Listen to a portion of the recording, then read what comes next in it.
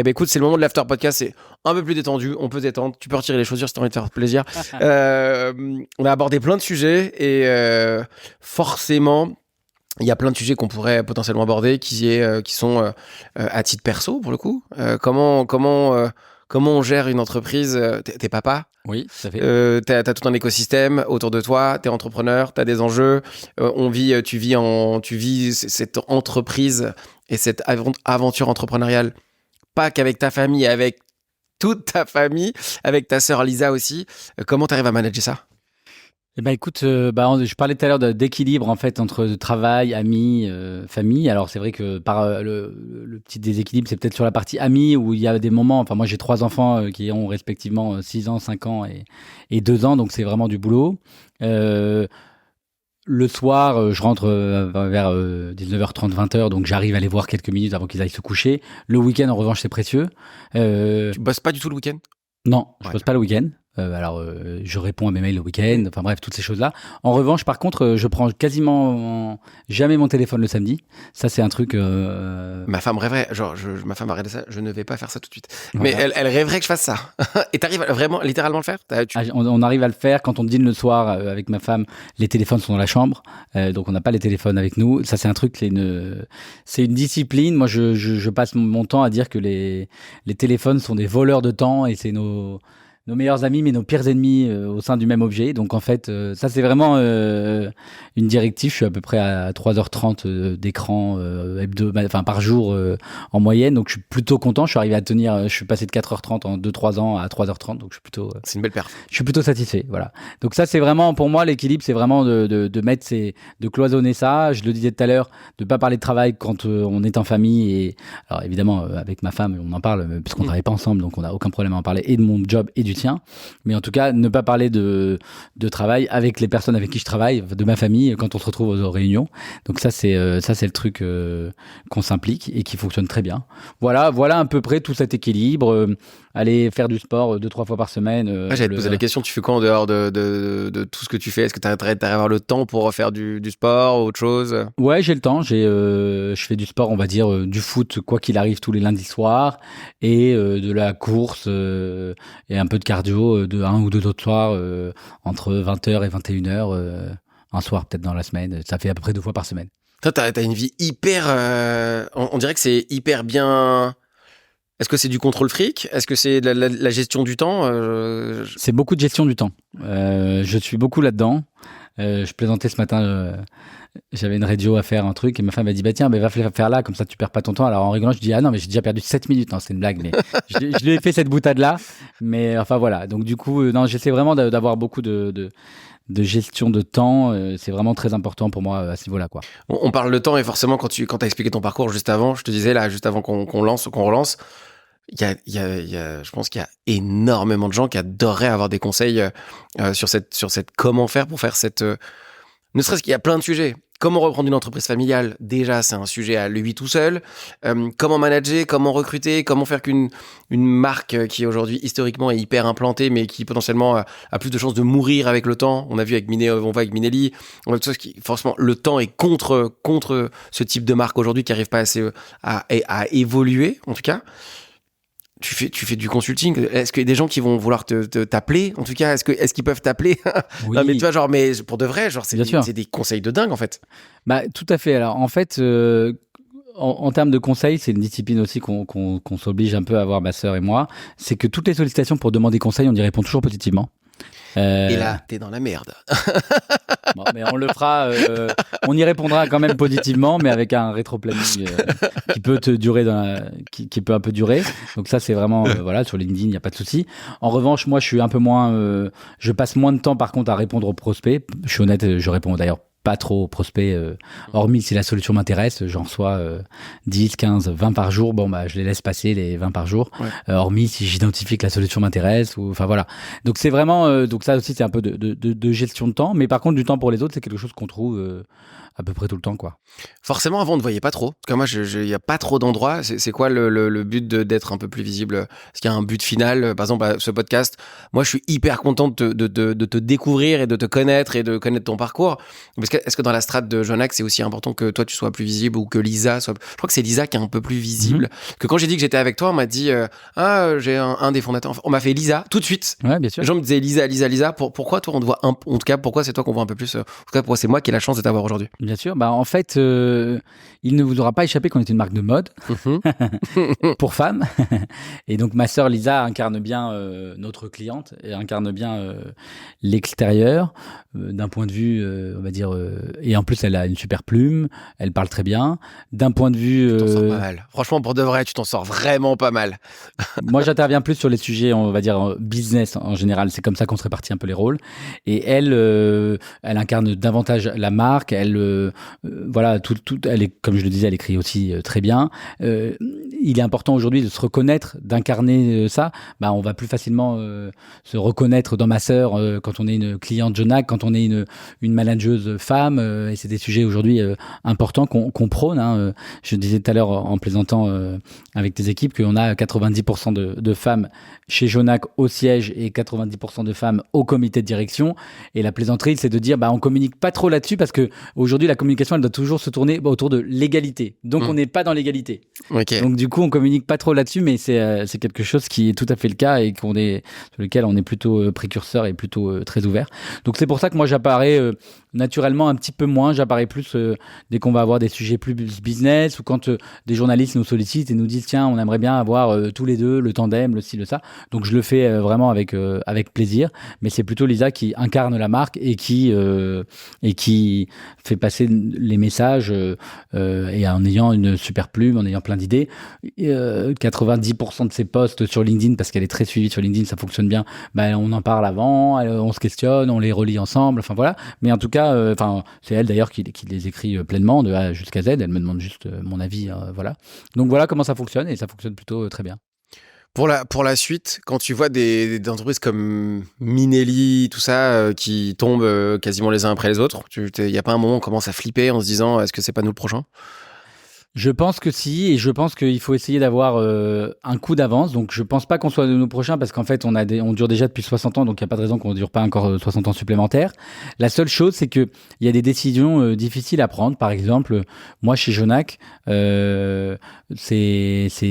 ouais, chaque année, je ferme entre 3 et 5 magasins. Donc, j'ai peut-être fermé 20-25 magasins ces dernières années. Mais en même temps, j'ai un périmètre de magasins qui est plus grand que je ne l'avais il y a 3 ans ou 4 ans ou 5 ans. C'est-à-dire qu'en fait, je ferme des tailles de magasins dans des villes où je n'ai plus envie d'être parce que j'estime que ces villes sont trop petites et que la concurrence d'Internet fait que le commerce dans ces villes, il est structurellement petit parce que dans ces villes-là, tu as des plus petites boutiques. En termes de chiffre d'affaires, tu vas faire des moins de chiffre d'affaires, donc tu vas être moins vite réassorti, moins bien réassorti. Donc, tu vas créer plus de déceptifs. Donc, en fait, je ferme ce genre de ville. Je ferme des formats de magasins où j'ai du mal à m'exprimer par rapport à tout l'aspirationnel que j'évoquais. Donc, je vais fermer un format de magasin plus petit pour aller dans un format de magasin plus grand. Je vais fermer un emplacement 1 bis pour aller dans un emplacement numéro 1 parce que quand on parle de la crise du commerce aujourd'hui, en fait, la crise du commerce, elle fait que le commerce se polarise. Si on regarde les grandes artères, il continue d'y avoir plein de monde, il continue d'y avoir plein de demandes d'entrée de la part des enseignes. En revanche, dès que tu vas prendre une artère qui était un peu secondaire, qui est à l'angle de là où ça se passait, qui est ci, qui est ça, bah celle-là, elle périclite. Donc, on va se repositionner. Donc, en fait, l'idée, c'est que il y a des décisions malheureusement qui sont difficiles. Il y a des managers, je parlais tout à l'heure, qui correspondent à des étapes de l'entreprise et qui correspondent pas à d'autres. Donc il faut accompagner ces gens-là en leur assurant que leur job il sera assuré chez nous, mais que du coup on va mettre quelqu'un au-dessus de leur tête, que demain on va les positionner sur tel ou tel sujet. Donc en fait, je pense que aussi un des points importants pour durer, c'est de se questionner et de prendre toutes les décisions difficiles qui s'imposent. Essayer de faire l'équilibriste comme essayer de faire certains managers ou certaines entreprises, ça c'est pas possible. Par contre, prendre les décisions difficiles qui s'imposent, c'est la vie d'une entreprise et c'est dans tout mal il y a un bien et ça ira dans le sens du bien de l'entreprise. J'ai un peu là ce que t'expliques, j'ai l'impression c'est comme la dualité entre briller et durer. Il y a beaucoup de gens qui veulent rapidement briller, être fort, annoncer des gros chiffres, ouvrir beaucoup de boutiques et finalement j'ai l'impression que le choix difficile c'est de choisir de durer plutôt que de briller. J'ai l'impression que c'est à peu près ce que tu veux dire. Il y a des super modèles. Alors, on parlait tout à l'heure du luxe, c'en est un, mais est-ce que c'est du luxe ? Mais il y a des modèles en France comme une marque comme Longchamp, par exemple. Je ne sais pas si on peut appeler ça du luxe, mais c'est une super boîte. C'est une boîte qui est hyper intéressante, qui se renouvelle super bien. Ces derniers temps, là, ils sont en train de faire un virage qui est génial. Donc, ils font des trucs super. Il y a des marques comme Zadig et Voltaire qui sont parfois plus ou moins à la mode ou pas à la mode. On voit souvent les choses d'un prisme français, mais c'est une marque internationale international. Donc voilà, donc en fait, en effet, moi, tout ce qui est les effets d'annonce, les gros chiffres, les choses impressionnantes, c'est pas quelque chose qui me plaît, c'est pas quelque chose qu'on verra de la part des dirigeants, à savoir de Lisa ou de moi. Et en effet, je pense que le risque de trop se mettre sous les spotlights, le risque de trop annoncer, bah, c'est qu'en fait, on va dire on se porte la choucoumoune en quelque sorte, mais c'est qu'en fait, à un moment donné, on se met trop sous les spotlights et on en oublie d'ailleurs le quotidien et on oublie ce qu'on doit faire pour juste répondre aux sollicitations des médias ou juste se gosser de ce qu'on a bien fait, quoi. Enfin voilà. Ou alors, il faut que ce soit dans l'ADN. Tu vois, genre, il y a un combattant, je sais pas si tu suis un peu le sport de combat, un que je suis depuis relativement longtemps qui s'appelle Cédric Doumbé. Peut-être qu'un jour il sera sur ce podcast. Lui, c'est dans son ADN, tu vois. C'est dans sa ADN de dire, moi, je me mets une pression, j'annonce des résultats de fou. Mais ce qui est hyper intéressant avec son positionnement, c'est que déjà, il fait, il fait parler. Donc forcément, ça lui crée quelque chose. Ça lui met une hyper bonne pression. Mais la pression qu'il se met, c'est une pression que lui, il sait gérer. Je pense qu'il y a beaucoup d'entrepreneurs qui se disent, je vais utiliser ce style de système, même dans les podcasts, qui utilisent d'énormes chiffres. On n'a pas parlé une seule fois chiffres. Et je suis, pour de vrai, et je suis hyper content que c'est pas du tout la volonté de ce podcast. On va pas parler de chiffres, mais qui annonce des gros chiffres, qui annonce des énormes trucs pour se dire, bon, bah, je vais dire ça. Ça, je vais être dans l'obligation de le faire, mais finalement, qu'il le gère excessivement mal. Parce que dans le temps, si t'as commencé à le faire et que c'est pas dans ton ADN, t'es mort, t'es foutu, en fait. Et je trouve que c'est la prouesse que vous avez réussi à faire, que c'est facile, quand tout va bien, de dire que tout va bien et qu'on est les meilleurs. Et de se dire que va falloir continuer à communiquer de la même manière, même quand ça va pas aller. On verra ce que donnera Cédric Doumbé quand il va commencer à perdre. Mais je trouve qu'il y a un hyper important, c'est que c'est dans votre ADN de rester. C'est même pas humble. C'est on sait ce qu'on fait, on sait où on veut, on sait qui on est, et en fait on va continuer sur la même strate. On est tout à fait en face. C'est vraiment ça notre philosophie, avec un impératif. C'est pour ça je suis là aujourd'hui, mais c'est même pour ça que on répond à un certain nombre de sollicitations qui nous intéressent. Quand on met en place notre nouveau site internet la semaine dernière, toutes les pages sur la marque sont des pages sur lesquelles on a véritablement travaillé, qu'on a travaillé tous ensemble. C'est pour ça que on est en phase de certification par B Corp, et si tout va bien, d'ici le début de l'année prochaine, on sera certifié B Corp, ce genre de choses. C'est qu'en fait, on est aussi dans une société où il faut faire, et puis il y a un savoir-faire et il y a un faire savoir. Et donc il faut aussi faire savoir ce qu'on fait. Je donne souvent comme exemple, nous sur Instagram, on fait souvent des sondages, et un des sondages l'année dernière qu'on a fait, où on disait, d'après vous, Jonac a été créé en quelle année? 1964, 1998, 2014. On a eu 50% de réponses 2014. Enfin bref, ensuite on a eu 30% quand même de réponses le deuxième après, c'était 64. Enfin voilà. Donc d'un côté, c'est sympa parce que on a réussi le pari de la modernité. On a 53% de nos clientes qui ont entre 25 et 34 ans, et on a 25% de nos clientes qui ont entre 18 et 25 ans. Donc on a plus de 70% de nos clientes qui ont entre 18 et 35 ans. Donc on a réussi ce pari-là. Donc ça, c'est sympa quand tu vois ce genre de sondage. Et après, tu te dis, en fait, on a un héritage, on a une histoire, on a un historique, et ça, c'est un actif incroyable, et il faut vraiment que les gens le sachent. Parce que c'est relativement rare dans une société comme la nôtre aujourd'hui, d'être là depuis 60 ans, de faire des chaussures depuis 60 ans, d'essayer de bien les faire, de chausser les femmes. Et donc, c'est cette culture-là qu'on essaie aussi d'avoir. C'est même presque... En fait, vous avez tous les codes du luxe, et c'est presque... Allez, j'interprète. Mais le podcast, à ce moment-là, il est fait pour ça. C'est presque même bizarre que vous ne soyez pas encore une marque de luxe. En fait, vous avez tous les codes. Vous êtes là depuis longtemps, vous avez un savoir-faire. Vous êtes... Peut-être que la seule chose qui manque, et peut-être que c'est moi qui manque d'informations sur le sujet, il manque juste que Jonac crée des tendances, et vous êtes officiellement une marque de luxe. Alors, ce qui manque, mais on n'ira pas sur cette direction-là, c'est que pour moi, à partir du moment où on parle de marque de luxe, on parle de prix. Et quand on parle de prix, on parle de... Je vais donner un exemple. Une paire de chaussures aujourd'hui, puisque le luxe, lui, sa croissance ces 3 dernières années, il l'a faite sur le prix. Il est passé sur un escarpin relativement standard qui était vendu à 600, 650 euros il y a 3 ans. Aujourd'hui, il est à 850 euros, 800 euros, jusqu'à 1000 euros. Ça, je parle d'un escarpin. Une boot, elles vont être entre 1200 et 2000 euros. De toute façon, nous, Jonac, on a une promesse qui est de s'adresser à tout le monde. Et donc, en fait, si tu veux, moi, un escarpin chez Jonac, il est entre 125 et 150 euros. Une botte, elle est entre 225 et 300 euros. Et donc, naturellement, on ne pourra pas avoir le même côté qui est de se dire, je vais me saigner pour m'acheter le sac Louis Vuitton qui me fait rêver, où je vais prendre du temps, économiser ici et ça, c'est ça aussi qui entretient nativement le côté luxe. Ça, on l'aura pas chez Jonac, mais c'est un choix philosophique qui est de se dire on veut faire en sorte que les gens passent un bon moment et tous les codes du luxe, que lorsqu'ils viennent passer une expérience chez Jonac, ils peuvent être encaissés n'importe où dans le magasin, ils vont pas faire de queue, il n'y a pas de produits en stock, Ça, c'est fou, on va les c'est livrer génial, ça. gratuitement chez eux dans les 2 heures, enfin tout un tas de choses. On est en train de mettre en place un nouveau truc avec mon directeur retail où qui est il pleut, une fille elle est chargée, on lui dit mais attendez, elle est venue en magasin, elle a acheté, mais attendez madame, vos colis, on vous les livre chez vous vos pères, on les livre chez vous dans les 3 heures, repartez les mains vides, continuez votre shopping, on vous livre chez vous gratuitement alors que ça a été encaissé, que l'argent, enfin, donc voilà, C'est génial. ce genre de choses.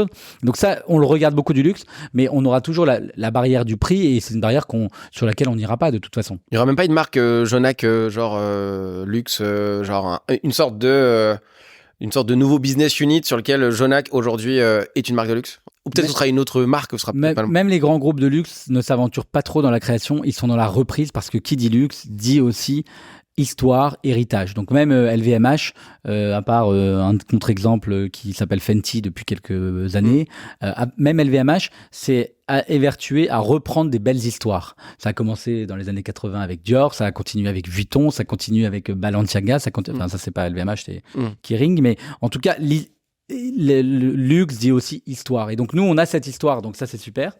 Mais pour du coup, on créera pas une marque de luxe. Et les exemples de création récente ou de tentatives de création récente de marques de luxe, pour l'instant, il y en a pas trop dans les 10 dernières années. D'ailleurs, c'est pas du luxe, mais le bel exemple qu'on peut avoir, qui est pas du luxe, qu'on peut regarder, c'est une marque comme Jacquemus. Aujourd'hui, une marque comme Jacquemus, c'est pas du luxe. Est-ce qu'il prend cette direction-là Pour l'instant, il n'y est pas encore. Il est pas loin. En fait, il est vraiment pas loin. Et il aura la barrière du prix. Ouais, il fera il que est ce sera vraiment pas pas la loin. marque de luxe. Ouais. Hormis s'il décide, et je pense que Jacquemus peut se permettre, d'augmenter les prix de 50%. Mais ça, c'est une stratégie d'entreprise. Est-ce qu'il y a une dernière chose que tu voudrais qu'on évoque, Marcel, qu'on n'a pas évoqué sur cet after podcast beaucoup plus détente, beaucoup plus sur d'autres sujets que tu aimerais aborder? Bah écoute, je pense qu'on a fait le tour de mon côté. J'étais ravi de participer à ce podcast. Je vous en remercie. Bah, c'est une petite J'en ai remercie. pas fait 50 000, comme je disais, j'en ai fait quelques-uns. Et c'est vrai que c'est toujours intéressant de prendre de la hauteur. Quand je parlais de ce que j'avais appris aussi dans mes expériences passées dans le groupe Beaumanoir, mon manager disait toujours, il faut que tu aies une vision d'hélicoptère. Ouais. Tu remontes, tu redescends quand il faut, tu remontes, tu redescends quand il faut. Et donc voilà, d'essayer d'avoir J'ai un cette truc. prise de recul. Je crois que je t'ai posé une question et en fait on a pas répondu ensemble à cette question qui était comment t'as fait pour transformer ces 20 minutes de conversation tu lui as dit quoi cette personne pour que ça fasse 2 heures? Je pense qu'il y a plein de gens toujours vraiment qui se disent ça se trouve je vais avoir mon 15-20 minutes. Est-ce que toi, t'as été à l'instinct, tu savais ce qu'il fallait dire, qu'est-ce que tu lui as dit pour que ça finisse 2 heures et après, est-ce que ça donne tout? Je pense qu'il faut déjà toujours relativement préparer ce qu'on a envie de dire. Donc ça, on essaye toujours de le faire, même brièvement dans sa tête. Ouais. Voilà. Et ensuite, je pense que naturellement, quand on parle avec le cœur ou quand on est passionné, bah en fait, les choses viennent assez naturellement en fait. Donc, mettant à l'aise sur les gens, je le dis toujours, le côté 15-20 minutes. Enfin, j'ai des anecdotes. Je parlais d'avoir mon agenda ouvert. Il y a 17-18 ans, j'étais en école de commerce. Je me suis amusé à chercher les noms de dirigeants de H&M à l'époque, dirigeants de Aldo, grande marque de chaussures qui était à l'époque. Et je tapais des adresses mail. Aldo, il s'appelait Aldo Bensadoun. Alors je tapais aldo.bensadoun@aldo.com, Aldo. Enfin bref, ce genre de choses. J'ai eu une réponse du dirigeant d'Aldo. Sa secrétaire m'a répondu, il serait disponible pour vous parler une demi-heure. On a fait un call d'une demi-heure, voilà. J'ai eu une réponse du dirigeant d'H&M. On a fait un call. Et en fait, l'idée, c'est 100% des gagnants ont tenté leur chance. Si tu veux gagner au loto, il faut jouer. Et de toute façon, le non, tu l'as déjà. Ça, c'est une philosophie. Le non, tu l'as déjà, donc il faut essayer d'aller chercher le oui. Donc en fait, c'est un peu ça l'idée. Et quand tu montres avec toujours de la correction, de la bonne éducation, que tu es dans ton... Tu respectes le cadre, tu respectes les réminis, tu respectes la hiérarchie, c'est comme ça que j'ai transformé ces 15 minutes en 2 heures. Mais un des conseils, c'est vraiment de dire le non, tu l'as déjà, donc va chercher le oui. Ça, c'est un truc que je m'applique au quotidien, que je m'applique au quotidien, quoi. Bien, écoute, on terminera là-dessus. Je te remercie infiniment, Marcel, pour cet échange. Je te dis à très vite. Merci à toi. Merci d'avoir regardé cet épisode, j'espère qu'il t'a plu. Si tu as envie de passer de entrepreneur à high value entrepreneur, n'hésite pas à me contacter, les liens sont dans la description. On se retrouve la semaine prochaine pour un nouvel épisode. Merci et à très vite.